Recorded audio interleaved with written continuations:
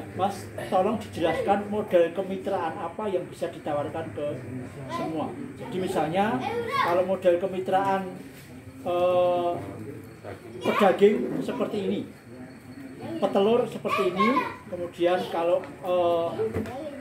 pola mainnya seperti itu. Misalnya kalau beli dari kami, kalau ingin dijual ke kami maka tidak boleh bagaimana gitu. Yang kalau kita kemitraan itu bebas Pak, selama belum bisa jual sendiri, belum bisa mandiri, kita siap mendampingi. Kalau punya relasi yang lebih baik, lebih bagus itu monggo, nggak masalah. Ambil bibit di sini aja nggak masalah. Kita cuma intinya biar bisa maju nggak masalah, tidak harus ke sini, itu bebas. Kalau untuk masalah telur belum bisa pembuangan sendiri, dibuang di sini, kita siap nampung juga. Pedaging kita siap nampung dari mulai pembibitan sampai akhir di sini siap menampung semua. Intinya kalau bisa jual sendiri dijual sendiri nggak masalah itu. Nah, tidak harus kembali ke sini semua Pak itu. Jadi kalau udah ada masuk, wah di sana ada warung yang lebih membutuhkan, harganya lebih bagus, itu monggo, nggak masalah. jadi tidak ada keterikatan khusus. Nggak ada khusus, nggak masalah. Kita bebas Pak di sini. Tidak harus semua ke sini. Kalau belum bisa mandiri, kita bimbing dulu, nggak masalah.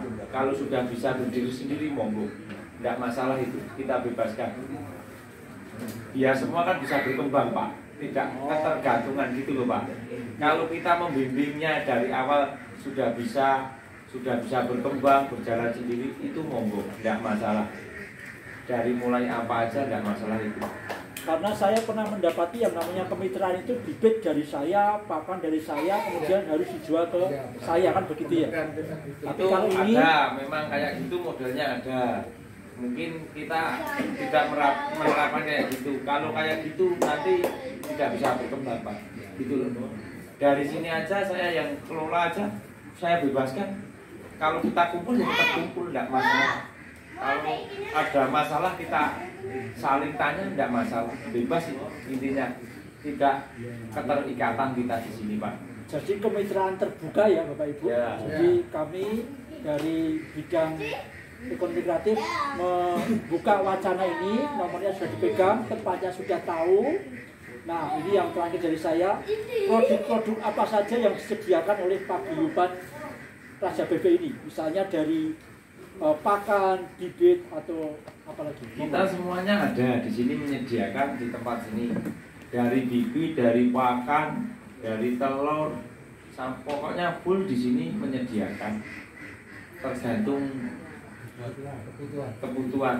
Kita yang penting kalau meminta itu harus sebelumnya. Misal pakan habis sebelum hari Minggu, Jumat udah ngabarin, kita bisa pengiriman juga bisa gitu. Cari sendiri bisa, pakai sampel sini. Jadi untuk fasilitas kita pokoknya saya praktekkan di luar itu udah menghasilkan gitu aja. Intinya ada untungnya gitu aja. Kalau untuk biaya pembuatan kandang, kalau apa yang bebek pedaging aja. Pedaging itu Misalnya 100 bebek tadi kan? Sama. Sekitar 8 kali 4 tadi ya? 8 kali 4 lebih besar lebih bagus. Kalau untuk pedaging itu, kalau untuk petelur terlalu besar, terlalu gerak itu boros dipakai. Memang harus dipres. Itu. Kalau pedaging itu lebih besar lebih bagus. Malah yang standar aja. ya, kalau standar sama 4 kali 8.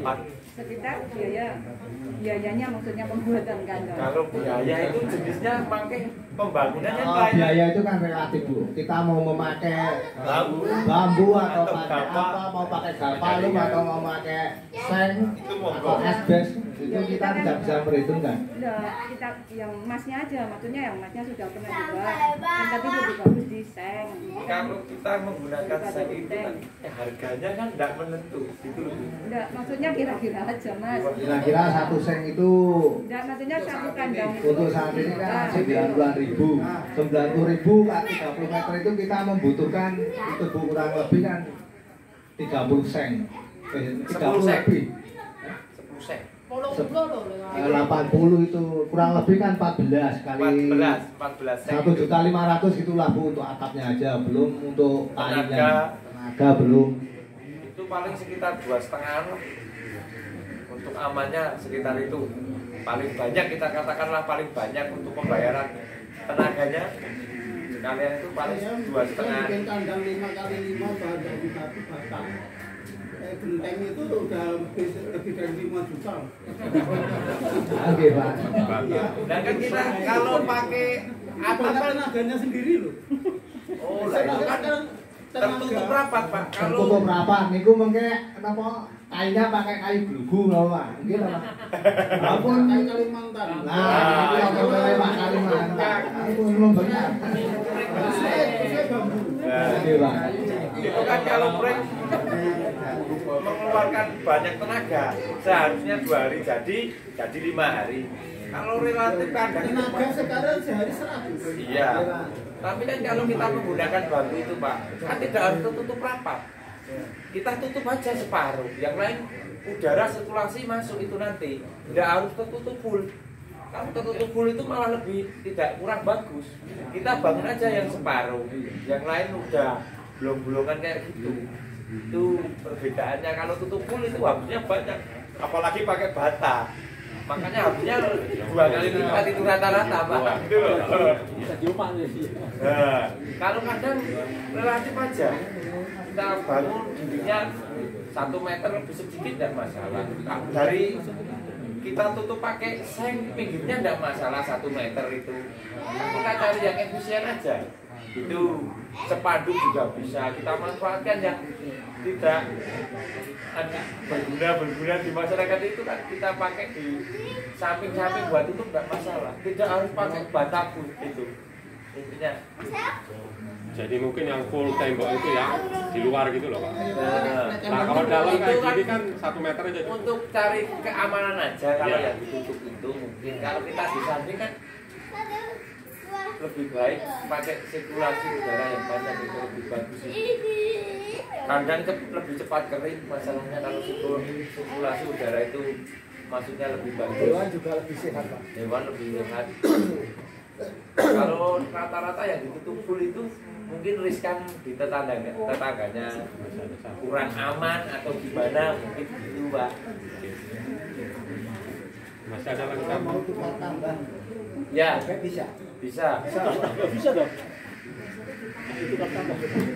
Mari, Pak. Kalau untuk tukar tambah bisa Pak di sini melayani. Untuk bebek yang sudah diakhir nanti bisa diambil diganti dengan yang muda. Langsung tuker bisa itu. Kira cuma motor bebek ya tukar tambah.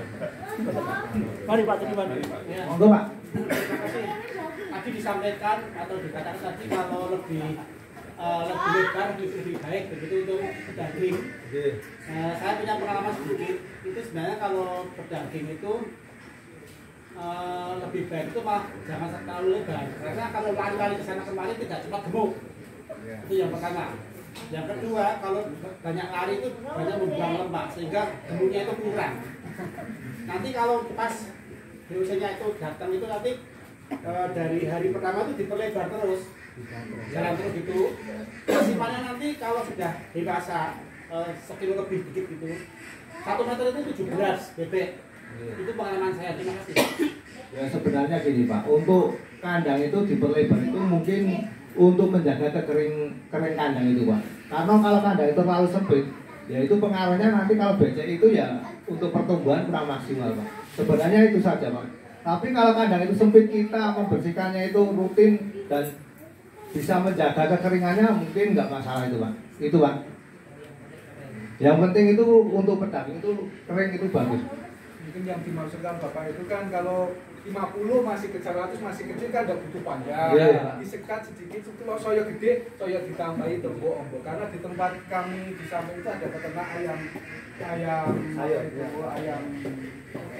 super Jawa super itu loh ya. Seperti itu sistemnya. Supaya pemanasan kan juga tidak banyak ini. Kalau untuk bebek itu pemanasan tidak perlu sebenarnya sampai umur 15 hari. Setelah 15 hari itu cukup penerangan aja. Lepas lampu ya. Enggak, beda. Lepas, Pak. Udah lepas, kita cuma malamnya penerangan aja. Kalau yang full itu sebenarnya 1 sampai 10 hari itu paling lama harus panas. Setelah 10 hari itu kita cukup penerangan aja, malamnya aja gitu. Jadi beda sama itik, sama ayam itu, iya beda. Kalau itu harus panas terus. Kalau ayam, kalau bebek enggak.